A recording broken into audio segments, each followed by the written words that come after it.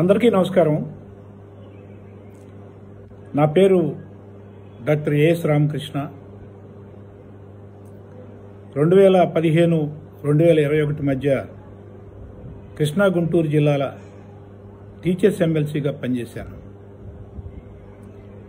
రేపు 27వ తారీఖున కృష్ణా గుంటూరు ఉభయ గోదావరి జిల్లాలు ఉత్తరాంధ్రలో జరుగుతున్నటువంటి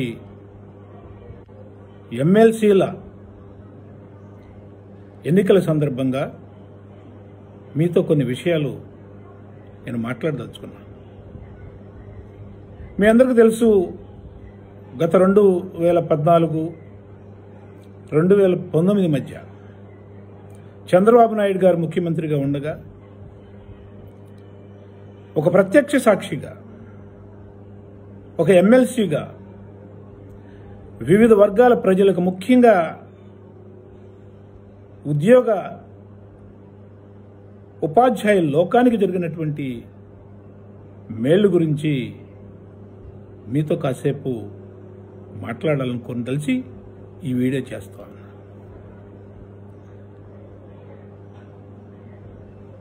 అన్నిటికంటే ముఖ్యంగా పేర్కోదగింది 43% ఫిట్మెంట్. మీకు తెలుసు, అదొక చరిత్ర.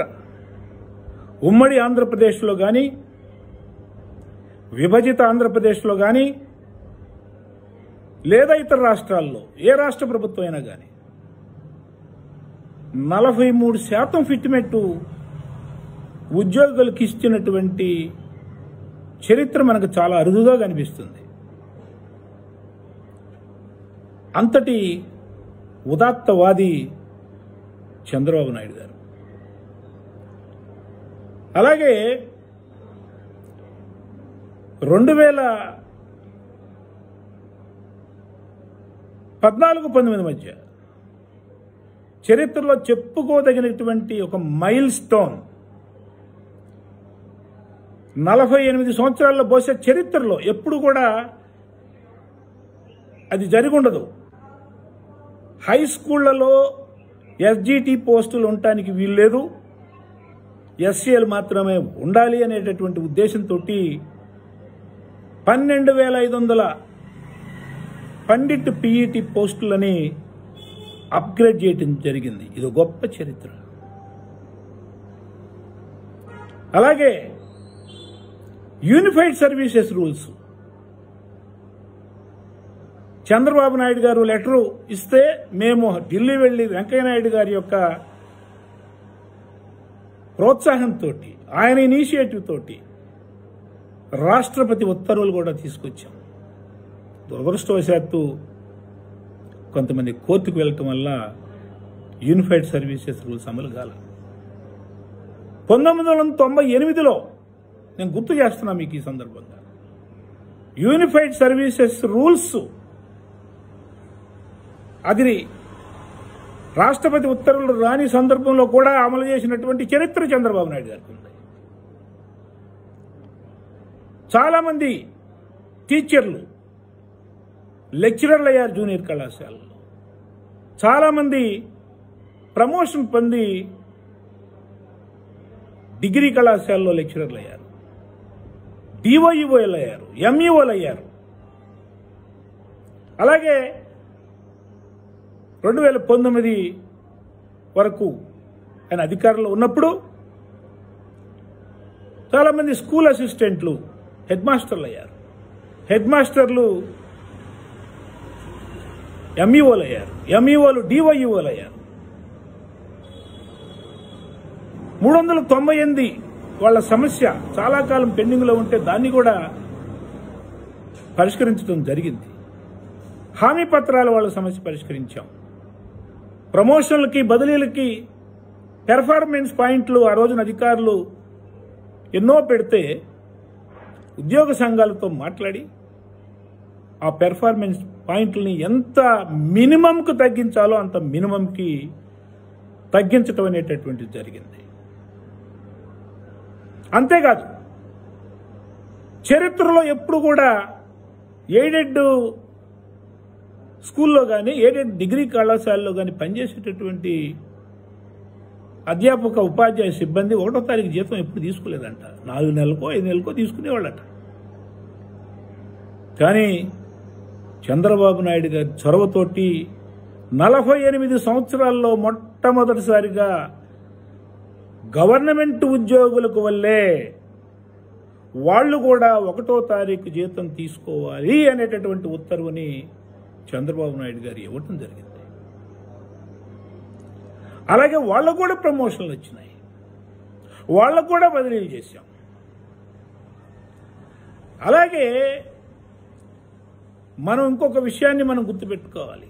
మున్సిపల్ స్కూల్స్ అసలు ఎంత బ్రహ్మాండంగా వర్ధిల్లిని అని చెప్పారంటే, మున్సిపల్ స్కూల్స్ 2014-19 మధ్య 506, 507 జీవోలు తీసుకొచ్చి భార్యాభర్తలను ఒక చోట తీసుకొచ్చారు. ఎక్కడో శ్రీకాకుళంలో ఉన్నటువంటి ఒక భార్యని నరసరావుపేటలో ఉన్నటువంటి భర్త దగ్గరికి తీసుకురావడం జరిగింది. వాళ్ళకి అంతర్జిల్లాలు బదిలీలు చేయటం జరిగింది. అసలు ముందు వాళ్ళకు కూడా తొలిసారంట. పీఈటీ పండిట్లకి మొత్తం వాళ్ళలో ఉండేటటువంటి పీఈటీ పండిట్లు ఎవరైతే ఉన్నారో వాళ్ళకి అప్గ్రేడేషన్ ఇవ్వటం జరిగింది. అడ్వాన్స్డ్ ఫౌండేషన్ కోర్సెస్ పేద పిల్లలు కూడా బ్రహ్మాండంగా స్టేజీ మీద ఇంగ్లీష్ మాట్లాడేటట్టుగా, ఓపెన్గా భయం లేకుండా మాట్లాడేటట్టుగా నేను చాలా విజయవాడ, గుంటూరు కార్పొరేషన్ స్కూల్స్లో పేద పిల్లలు చక్కగా మాట్లాడటం చూశాను. నాకు అనిపించింది వీళ్ళు కాబోయేటటువంటి ఐఏఎస్ ఆఫీసర్లు అని చెప్పని. ఎందుకంటే speaking is very very important skill. ఆ స్కిల్స్ డెవలప్ కావటానికి ఆ కోర్సు ఉపయోగపడింది. చాలా మున్సిపల్ స్కూల్స్లో నో అడ్మిషన్ బోర్డు పెట్టారు. ఎప్పుడన్నా ఉందా? ఆముదాల వలసలో, నెల్లూరులో ఎక్కడ పడితే అక్కడ నో అడ్మిషన్ బోర్డులు పెట్టారు మున్సిపల్ పాఠశాలలకి. అది చంద్రబాబు నాయుడు గారి నాయకత్వాన మున్సిపల్ స్కూల్స్ అభివృద్ధి చెందినటువంటి తీరు. అలాగే జూనియర్ కళాశాలల్లో ఎవరైతే సీనియర్ లెక్చరర్లు ఉన్నారో దాదాపు 70 మందికి ప్రిన్సిపల్ పోస్టులు ఇచ్చారు. జూనియర్ కళాశాలలో అడ్మిషన్స్ పెరగాలని చెప్పని హై స్కూల్స్, ప్రైమరీ స్కూల్స్తో పాటుగా వాళ్ళకు కూడా మధ్యాహ్న భోజన పథకం పెట్టడం జరిగింది. తర్వాత తీసేశారు, అది వేరే విషయం. అలాగే ఎయిడెడ్ డిగ్రీ కళాశాలల్లో, గవర్నమెంట్ డిగ్రీ కళాశాలలో కెరీర్ అడ్వాన్స్మెంట్ స్కీమ్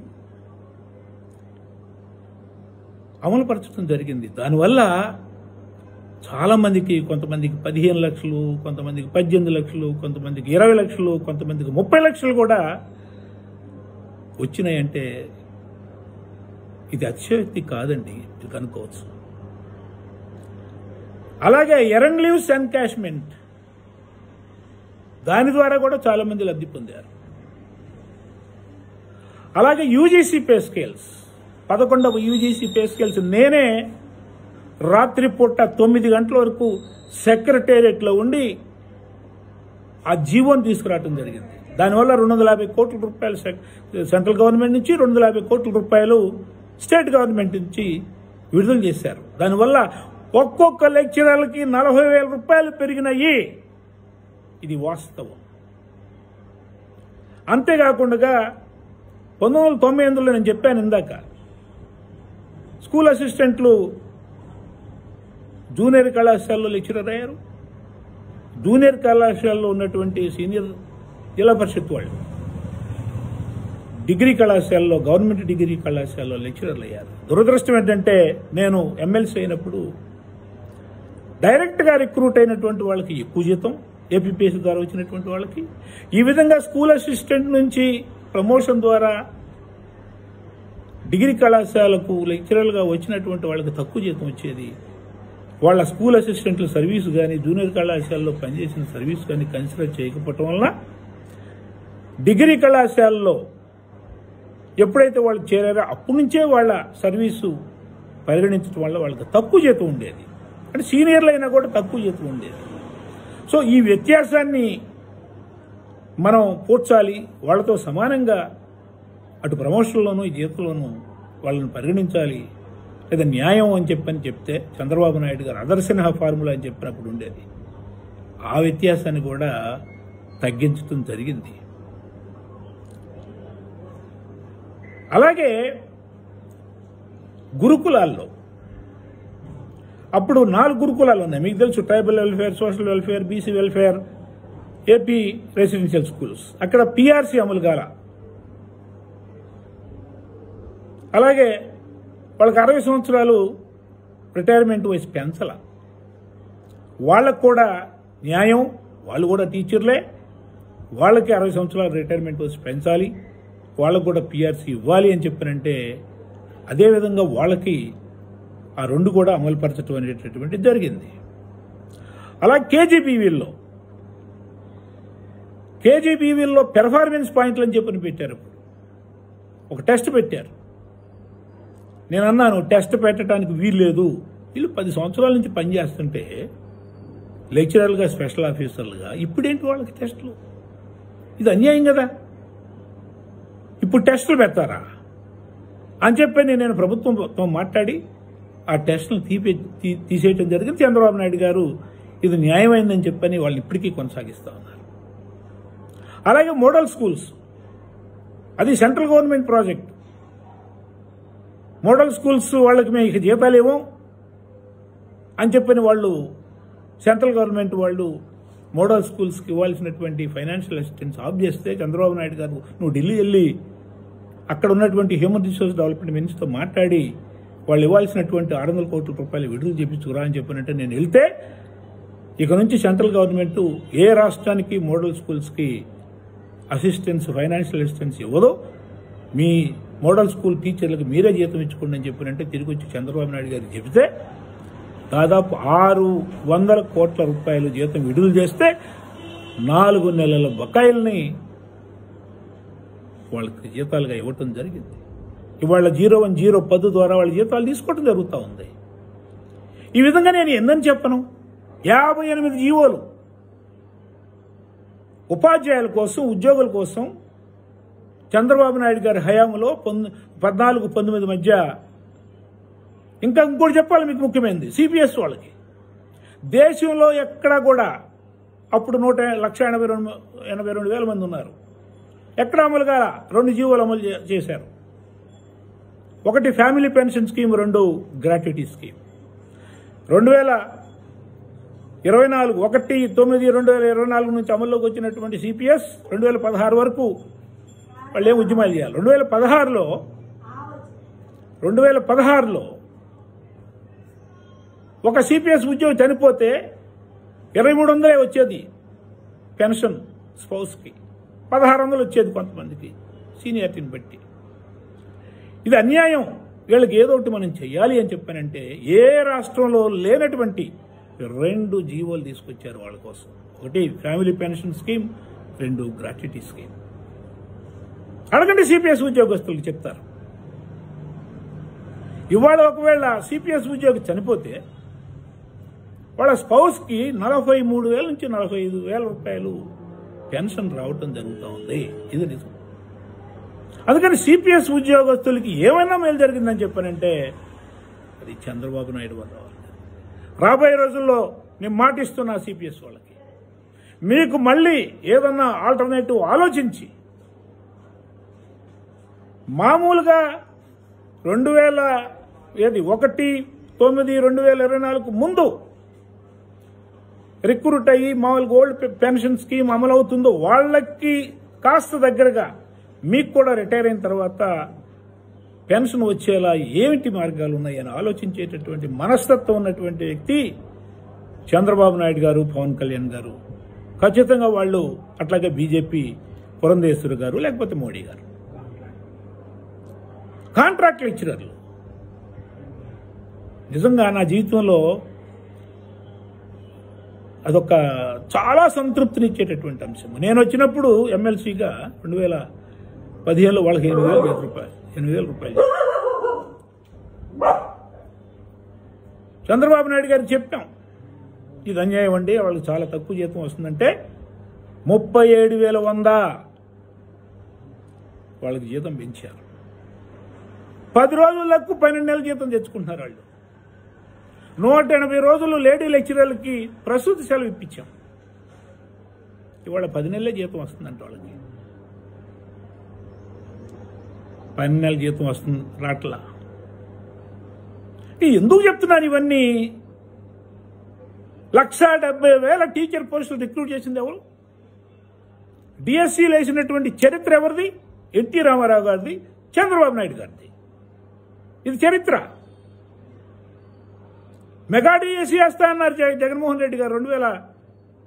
2019 నుండి 2024 మధ్య అధికారంలో ఉన్నటువంటి జగన్మోహన్ రెడ్డి గారు ఒక డిఎస్సీ వేశారా? సిపిఎస్ రద్దు 10 రోజులు చేస్తానన్నారు, చేశారా? కాంట్రాక్ట్ లెక్చర్ని రెగ్యులేట్ చేస్తా అన్నారు, చేశారా? ఆలోచించండి మీరు. 1వ తారీఖు జనవరి 1వ తారీఖు జాబ్ క్యాలెండర్ తీసుకొస్తున్నారు, తీసుకొచ్చారా? అలాగే మద్యపాన నిషేధం తీసుకొస్తున్నారు, కేవలం స్టార్ హోటల్కే పరిమితం చేస్తాం, సామాన్యుడి ఆర్థికంగా గొల్ల అవ్వకుండా చూస్తామని చెప్పి అన్నారు. మద్య నిషేధం తీసుకొచ్చారా? ఆలోచించండి మిత్రులారా. పోలవరం, అలాగే అమరావతి, ఇవాళ ఎక్కడ జరుగుతున్నాయి అసెంబ్లీ సమావేశాలు? ఎమ్మెల్సీ, ఎమ్మెల్యే, మంత్రులు క్వార్టర్లో దాదాపు 90% పూర్తి చేశాం. అసలు ప్రపంచంలో ఎక్కడైనా అసలు 34,000 ఎకరాలు ఒక్క చంద్రబాబు నాయుడు గారి నమ్మకంతో రైతులు అన్ని ఎకరాలు ఇస్తే సెల్ఫ్ ఫైనాన్స్ ప్రాజెక్ట్ అండి అది. ₹1 డబ్బులు ఇవ్వాల రైతులకి. ఒక నాయకుడి మీద నమ్మకం అది. ఆలోచించండి ఒకసారి. తర్వాత దాన్ని అడవి చేశారు. ఆ మొక్కలు కొట్టడానికి 37 కోట్ల రూపాయలు అయిందంట. ఇవాళ 15,000, దాదాపు 20,000 కోట్ల రూపాయలు కేంద్ర ప్రభుత్వం ఇచ్చింది. పోలవరానికి కూడా డబ్బులు ఇచ్చింది. అలాగే విశాఖపట్నం స్టీల్ ప్లాంట్కి 11,450 కోట్ల రూపాయలు ఇచ్చింది. రైల్వే జోన్ ఇచ్చింది. అందుకని ఒకసారి ఆలోచించండి మీరు. ఒక 50 సంవత్సరాలకు పూర్వము దుబాయ్ మొత్తం ఇసుక దెబ్బ. ఒక నాయకుడు అక్కడ చంద్రబాబు నాయుడు గారి లాగానే ఆలోచించాడు. ఈ ఇసుక దెబ్బని ఒక బ్రహ్మాండమైనటువంటి నగరంగా ఏ విధంగా తీర్చిదిద్దాలి అని చెప్పని ఆలోచన మనసులో తడితే మొదలెట్టాడు. ఎప్పటికీ అది పూర్తయింది. నడి మధ్యలో చాలామంది నాయకులు మారారు. కానీ ఒక నాయకుడికి వచ్చినటువంటి ఆలోచన వల్ల ఇవాళ దుబాయ్ ఎంతగా అభివృద్ధి చెందిందో మీ అందరికీ తెలుసు. పెట్టుబడిదారులకి స్వర్గధామం దుబాయ్. అలా హైదరాబాదు 1994 పూర్వం ఎలా ఉండేది, 94 తర్వాత ఎలా ఉండేది? సైబర్ టవర్ కట్టిన తర్వాత 10 సంవత్సరాలు తెలంగాణని ఏలినటువంటి బీఆర్ఎస్ నాయకులు కూడా ఒప్పుకుంటున్నారు. ఇది చంద్రబాబు నాయుడు గారు సైబర్ టవర్ కట్టడం వల్లనే హైదరాబాద్ ఇంతగా అభివృద్ధి చెందింది. 4వ నగరంగా ఉంది. కలకత్తాని సైతం మించిపోయింది. అహ్మదాబాద్ను కూడా మించిపోయింది. 60% ఇన్కమ్ తెలంగాణకి హైదరాబాద్ నుంచే వస్తుంది. ఎవరు ఆలోచన ఇది? ఎవరు ముందు చూపు? చంద్రబాబు నాయుడు గారు ముందు చూపు. అటువంటి నాయకుడు నాయకత్వాన కూటమి ప్రభుత్వం బీజేపీ, జనసేన, తెలుగుదేశం పార్టీ కలిసి 2024లో పోటీ చేస్తే 164 సీట్లు ఇచ్చారు మీరు నమ్మకంతో. ఈ నాయకుడు ఆధ్వర్యంలో పవన్ కళ్యాణ్ గారి నేతృత్వంలో మోడీ యొక్క సహాయంతో మన ఆంధ్రప్రదేశ్ని ఒక అభివృద్ధి చెందినటువంటి రాష్ట్రంగా మనం రూపొందించుకోవచ్చని చెప్పారు. ఎందుకనంటే ఏదైనా ఒక రాష్ట్రం అభివృద్ధి కావాలంటే, దేశం అభివృద్ధి కావాలంటే రేపటికల్లా అభివృద్ధి కాదే. వాళ్ళు ఇంగ్లాండ్ కానీ, జర్మనీ కానీ, నేను ఇందాక చెప్పినటువంటి దుబాయ్ కానీ, వాళ్ళ అభివృద్ధి వెనకాల ఒక చరిత్ర ఉంది, సంవత్సరాల చరిత్ర ఉంది. అందుకని సస్టైనబుల్ డెవలప్మెంట్ అంటున్నాం మనం. సుస్థిరమైనటువంటి అభివృద్ధి. పోలవరం అభివృద్ధి పూర్తి కానివ్వండి 2027 నాటికి. అలాగే అమరావతి అభివృద్ధి కానివ్వండి. అమరావతి పక్కనే కృష్ణానది ఉంది. అమరావతిలో పెట్టుబడులు వస్తే, ఇండస్ట్రీస్ వస్తే, అనేక కంపెనీలు వస్తే, అమరావతి పక్కనే విజయవాడ ఉంటే, అమరావతి పక్కనే గుంటూరు ఉంటే, అమరావతి పక్కనే తెనాలి ఉంటే, అమరావతి పక్కనే మంగళగిరి ఉంటే, అమరావతి పక్కనే నందిగామ ఉంటే, అమరావతి పక్కనే హనుమాన్ జంక్షన్ ఉంటే, గుడివాడ ఉంటే, ఇదో పెద్ద నగరంగా రూపొందుతుంది. తర్వాత మెట్రో కూడా వస్తుంది. మనం చూడొచ్చు, మన పిల్లలు చూడొచ్చు, మన మనవాళ్ళు చూడొచ్చు. ఒక చక్కటి అభివృద్ధి చెందినటువంటి ప్రాంతంగా మన కళ్ళారా చూసేటటువంటి అవకాశం ఈ కూటమి ఉంటేనే జరుగుతుంది. గుర్తుపెట్టుకోండి. మళ్ళా పొరపాటు చేశామని చెప్పానంటే ఇప్పుడు చేస్తున్నటువంటి అభివృద్ధి అంతా కూడా నల్లిఫై అయిపోయేటటువంటి అవకాశం ఉంది. అది 2019లో ఈ 5 సంవత్సరాలు ఎందుకు చంద్రబాబు నాయుడు గారు అధికారంలో ఉన్నట్లయితే అమరావతి రూపురేఖలు, ఆంధ్రప్రదేశ్ రూపురేఖలు వేరేగా ఉన్నాయి. కొన్నిసార్లు చరిత్రలో ఈ విధమైనటువంటి పొరపాట్లు జరుగుతాయి. మళ్ళీ ఆ పొరపాట్లు చేయకూడదని మీ అందరికీ నేను విజ్ఞప్తి చేస్తాను. కొన్ని సమస్యలు ఉంటాయి, ఆ సమస్యలు పరిష్కరించుకుందాం. వినేటటువంటి నాయకులు అటు చంద్రబాబు నాయుడు గారు కానీ, పవన్ కళ్యాణ్ గారు కానీ, భువనేశ్వర్ గారు కానీ, మోడీ గారు కానీ మనకు అండగా ఉన్నారు. కాబట్టి ఇటువంటి నాయకత్వాన్ని మనం కలకాలం అధికారంలో ఉంచుకుంటేనే ఈ రాష్ట్రం అభివృద్ధి చెందుతుంది. అందుకని 27వ తారీఖున రేపు జరగబోయేటటువంటి ఎన్నికల్లో ఉపాధ్యాయులు, ఉద్యోగులు, రైతులు, నిరుద్యోగులు, పెన్షనర్స్, గ్రాడ్యుయేట్స్ అందరూ కూడా ఇక్కడ కృష్ణా గుంటూరు జిల్లాల్లో మాజీ మంత్రి ఆలపాటి రాజేంద్ర ప్రసాద్ గారు కృష్ణా గుంటూరు జిల్లా గ్రాడ్యుయేట్ ఎమ్మెల్సీగా కూటమి బలపెట్టినటువంటి తెలుగుదేశం పార్టీ అభ్యర్థిగా పోటీ చేస్తున్నారు. ఉభయ గోదావరి జిల్లాలో కూటమి బలపెట్టినటువంటి తెలుగుదేశం పార్టీ అభ్యర్థిగా పేరాబత్తుల రాజశేఖర్ గారు పోటీ చేస్తున్నారు. అలాగే ఉత్తరాంధ్రలో తెలుగుదేశం పార్టీ కూటమి బలపరిచినటువంటి ఎమ్మెల్సీ అభ్యర్థిగా పాకాలపాటి రఘువర్మ గారు పోటీ చేస్తున్నారు. వాళ్ళకి అనుకూలంగా వాళ్ళ పేరు ఎదురుగా ఎన్నికల కమిషన్ ఇచ్చినటువంటి పెన్నుతోటి 1 అని చెప్పిన అంకె వేసి 1వ ప్రాధాన్యత మాత్రమే వేయండి, 1 కరెక్ట్గా వేయండి. ఆ విధంగా మొదటి రౌండ్లోనే ఈ ముగ్గురు గెలిచేలా మీకు తెలిసినటువంటి వ్యక్తులు, బంధువులు అందరి చేత రేపు 8ంటికి అందరూ కూడా ఓటింగ్ కేంద్రాలకు వెళ్ళి ఆ విధంగా ఓటు వేయవలసిందిగా, కూటమి అభ్యర్థులను గెలిపించవలసిందిగా మీ అందరికీ నేను మనసారా విజ్ఞప్తి చేసుకుంటూ సెలవు.